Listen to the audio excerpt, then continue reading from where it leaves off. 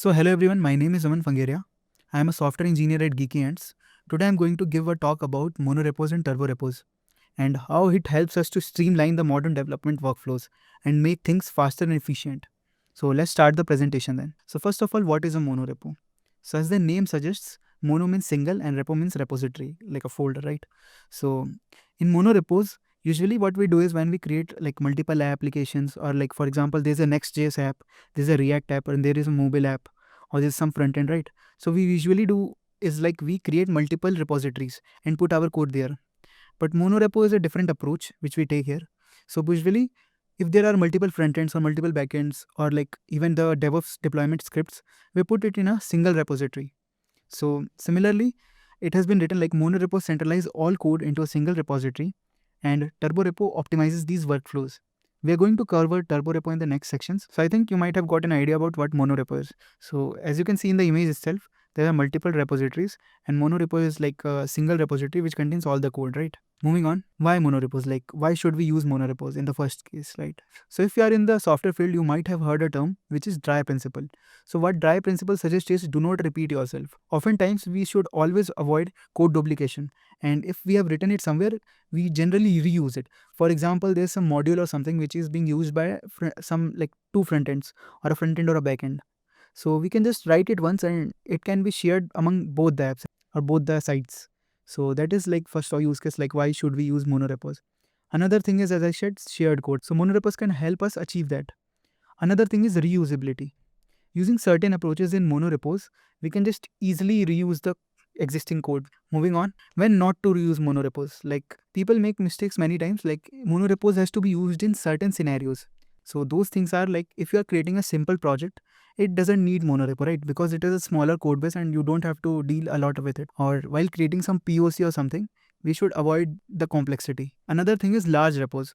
So while using monorepo, you have to consider a lot of things. A lot of configurations has to be managed. Otherwise, it might cause performance issues. Third thing, which is unrelated projects. So usually, we should always avoid monorepos when there is no code shareability, as I mentioned. Suppose these are two applications. This is a front-end application, this is a back-end application, or this is a third application, which is a mobile app. If these different applications doesn't share any code, we should avoid using monorepos here. Moving on.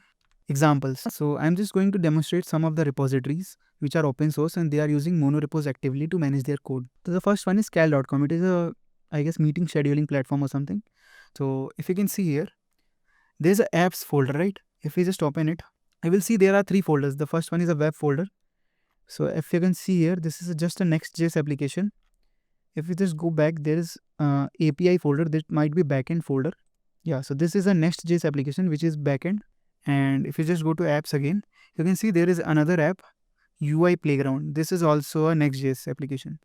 So this is actively using monorepo and they are managing it like three apps in a single repo. And if you see here, there's a deploy folder and all. If you see here, there's an infra folder as well. So they are also maintaining their Docker or like deployment services here as well. So this is a good example of monorepo. You just go through Gumroad and DubSH. Most of these companies are actively using monorepos to maintain their code. So moving on, what is the structure of a monorepo, right? So usually monorepo, like this is suppose a basic structure of a monorepo. So there's some apps folder. The main folders are apps folder and the packages folder. So in the apps, we like put in multiple apps. Like API is usually the backend. You can put a mobile app or two mobile apps, or you can just put a web application or multiple web applications here. Packages are those folders which are like being shared by some apps, right? So for example, the TypeScript configuration or some shared folders or functions we have kept into here, right? Which can be used by multiple applications. So if I just go through, this is example of a turborepo which I created locally. So this is a basic structure. The first one is the apps. It has a docs folder and a web folder, right? So these are two Next.js applications and there's a packages folder as well. So there is a UI package as well. Here we have created like common components which are being used by some applications here. There's a TypeScript configuration. It is a base configuration which is being shared by multiple applications. So this is the basic structure of it. Moving on, why choose monorepos? Monorepos provides us certain features which helps us make the code efficient and faster. So the first thing being the shared code reuse, which we have already discussed. Like it helps in avoiding code duplication and improves the overall maintainability of the code by centralizing a code in a single repo. Another thing is collaboration. So it helps many teams to collaborate better because all the code is in a single repository, so teams can have a common understanding of the project.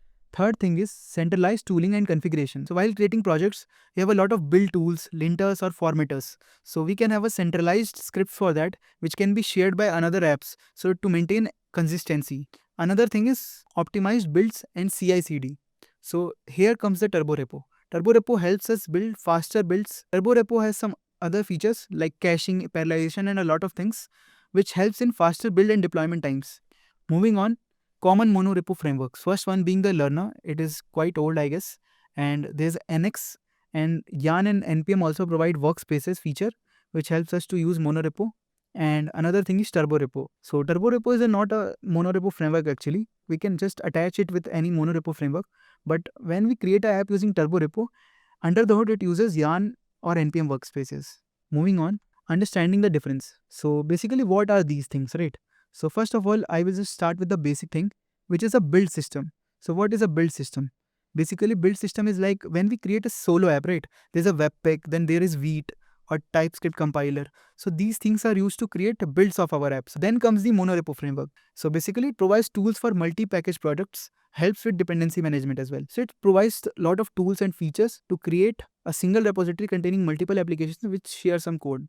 Third thing being the build orchestrator. This is what Turbo Repo actually is. So it helps in managing tasks and call builds accordingly. Build orchestrator is the thing which decides when to build what. I'll just give you an example. So there's a front-end application and there's a mobile app which uses some shared code in between. So using build orchestrator Turbo Repo, we can just analyze which to build first. So usually the shared code is built first because it is being used by another apps to get like built, right? So first of all, we build the shared package and then again keep on building whatever is like important first, right? So there's a, you can see hierarchy which to build first. So moving on to the next slide, Turbo Repo is a build system orchestrator. As I discussed, a build system orchestrator is the one who coordinates and manages the execution of various build tools and tasks to ensure efficient and optimized builds. And Turbo Repo serves the role by defining the managing tasks that invokes tools like TypeScript, Babel, Webpack or any build tool. So if you can see here, it is written in the website as well.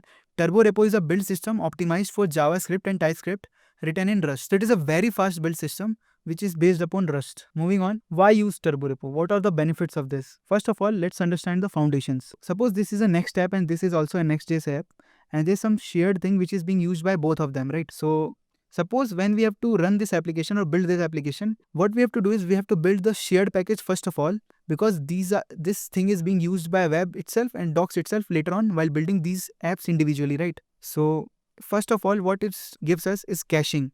So Turbo Repo stores the output of tasks, allowing to reuse cached builds and avoid redundant work, significantly improving CI/CD speed. So let's show you an example. For example, so basically this is a monorepo app created using Turbo Repo. So there are two applications. The first one is the docs application. This is a Next.js application. And there's a web application which is also a Next.js application. So if I just start the build command, I just write yarn build. The package manager which I have used in here is yarn. So if I just run the yarn build, what will it do is it will start building the applications. So if you can see, it started building the applications at the same time. So it has built our application, and if you can see here, the task is 2 successful and in cached is 0 cached and 2 total. So right now when we build this application, it cached those like builds, right? So if we just try to if you see here, in the first build it took around 21 seconds. If I just press again yarn build, you notice it didn't take a lot of time. It just built it very fast because it was cached already. So this is how Turbo Repo does caching. It helps us give faster builds, right? We don't have to wait for building application again and again for a longer period of time. If we haven't changed anything in a single application, it won't be rebuilt again. It will be just use the cache build which has already been built, right? For example, if I show you, so docs and web are two applications which is using a UI package. Like if I just go under UI package, suppose this is a button component, right? So there's a button component which is being used in the docs application. If we just go to the app folder in the docs, so if you can search here, like here, if you can see here button written, right? If I just go to the top, it is using the UI package button component, right? So I will just show you something quickly. So if I just run yarn build again, see what it did. Like it searched for the cache, it hit the cache, right? Output already exists on disk, right? So it just picked it up and used that as a build. Now what I will do is I am just under the docs folder, docs project, like the Next.js project, and inside the page, I will just change something. Like for example, if I just write my name here and save the project and just try to rebuild it again, just notice what happens this time. For the web, it just hit the cache. Cache was always there, so it just picked it up. But for the docs, it is again rebuilding it. So what we noticed is, it just only builds something which has been changed. It doesn't touches the another one which there's no change for that, right? So we don't have to rebuild it again. So it just rebuild the project which has some changes. What if I just change the main component? Suppose button component is used by both, right? So if I just write here hello from Aman right here and just rebuild it. So what do you think will happen? So if I just build it, you will notice both of the applications start building from scratch because we have changed the shared module. So because of shared module, both applications think there are some major changes. So that's why they are building again. Those things which are changed are only rebuilt again. Most of the things are cached, which helps in getting builds faster. So yeah, if you can see here, both has been built again and both have been cached as well. So this was caching. Also, this offers remote caching as well. I will discuss this later on. So without turbo repo, it doesn't cache anything. But with turbo repo, when we run the build command, it will first check whether the cache is there or not. If it's not there, it will rebuild and cache it, right? And if there is a cache already provided for that application, it will just pick it up. So great. Moving on to the bonus point. It gives us remote caching as well. For example, what I just showed you, the cache was stored in the local folder, like our local PC, right? But when multiple developers are working on a remote repository, suppose this is a Vercel repository where the main application is there, which is built and provided to the users, right? Suppose there are 3 applications, and as soon as the user just pushes the code, it will start the caching in the remote server as well. So if there are something already built in the remote server, it will just pick it up and use that. So it helps us in remote caching, helping teams and developers build and deliver applications faster. So if you can see here, TurboRepo can securely communicate with the remote cache and cloud server that store the results of your tasks. This can save enormous amounts of time by preventing duplicated work across your entire organization. So moving on, another thing is parallelization. So TurboRepo runs independent tasks in parallel, maximizing hardware resources and utilization of those and further speeding up the build process. So it helps in concurrency, right? So suppose there are 3 applications. Usually what monorepo does it starts building one, then another, right? So it takes a lot of time to build the whole application. Now TurboRepo provides us concurrency. So if I just show you here, without TurboRepo, if we just start, like there are some certain processes, linting, building and testing, right? So if I just use monorepo without any TurboRepo, so what it will do is first starts the linting one by one, then starts the build process one by one, and at the end it starts the testing, right? But with TurboRepo, what happens is whatever tasks can be run parallelly, it starts running them parallelly. So as you can see here, the linting and builds, even builds for some files, and the testing files started concurrently together, and slowly it just took only around half the time right here. So if I just notice here, it took around total 50 seconds because every application is built one by one after another, right? But in this case, what happened is it just started the tasks parallelly and took even less than half the time. So due to parallelization, our builds are getting built faster. Moving on, the third thing is dependency graph awareness. So what is it? TurboRepo understands the dependencies between packages, ensuring tasks are executed in the correct order for a cohesive and reliable build. So when we create multiple applications in a single repository and there's some shared code between them, so usually as I showed you in the previous example, we have to build the shared module first, right? Every module is dependent upon another. Suppose there is a DB module and there's DB uses some schema, right? So schema folder or like some that part has to be built first, then the DB part will build, and after that the main application will build, right? So there's a hierarchy on how application should build. So TurboRepo automatically creates those graphs and like automatically starts building themselves right away. So yeah, let's understand it. The package graph is the structure of a monorepo created by your package manager, When you install packages into each other, Turbo Repo will automatically identify those dependency relationships to build a foundational understanding of a workspace. As you can see in this example here, so there's a package UI package and there is a utils package, right?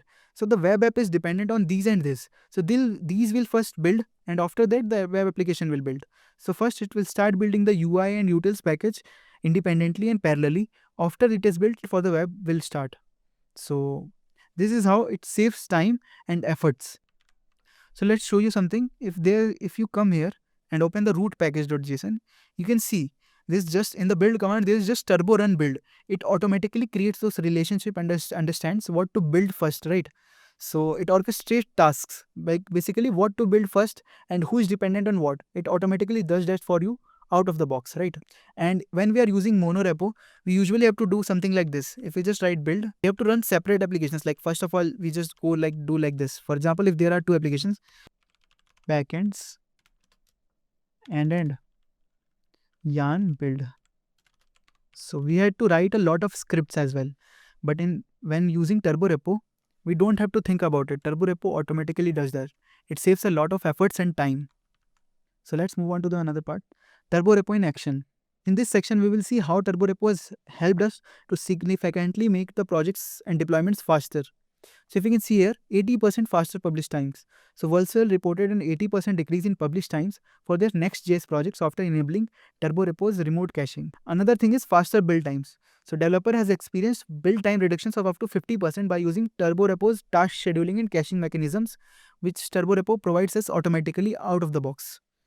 And another thing is cache hit rate and optimized workflows. If we properly integrate Turbo Repo with our monorepo framework and projects, so basically what happens is most of the things are already cached. Usually in projects, a lot of things are not changing at a time, right? So most of the things are cached itself, which is used. So moving on, why modern businesses choose monorepos? So basically, modern businesses building for an impact. They just want their product to build faster and release faster, right? They want maintainability of the code. They want to identify bugs faster, right? So let's start with the first point, which is faster time to market. So using monorepo and using tools like Turbo Repo, it enables faster development of CI/CD pipelines, which means quicker feature releases. And because everything is in the single code base, it is easier for cross-team collaboration, and which reduces bottlenecks and delays. Another thing is lower maintenance and operational costs. So as there is a less duplication of a code, which means smaller code bases, which means fewer bugs, right? And it is very easy to identify bugs and fix them. Another thing is unified tooling reduces DevOps overhead. Because all the DevOps related deployment files and scripts are in the same repository, it is easier to use and deploy it using the existing commands. Another thing is scalability for product growth. So monorepos scale with teams and product lines. So because everything is in the single repo, and it is easier to scale whenever there is a lot of demand. Only when there are a lot of spikes between the products, it is easier to scale the application or scale down the application when there is less demand. So it helps in product growth as well, depending on the user scenarios. Another thing is Turbo Repo's incremental builds and caching support larger teams without slowing down pipelines. Even in our company, we have used Turbo Repos and Monorepos to streamline our growth and deliver products faster for those teams, for those businesses who are thinking of making an impact to the world. In conclusion, monorepos simplify code management, boost collaboration, and streamline delivery across teams. With tools like Turbo Repo, businesses gain faster builds, efficient workflows, and reduced overhead, ultimately accelerating time to market and maximizing development ROI. So I guess that's it. Thank you for going through the video and watching my presentation regarding that. If you have got any questions, you can just reach out to me over LinkedIn. And that's a wrap up. See you in next video. Bye.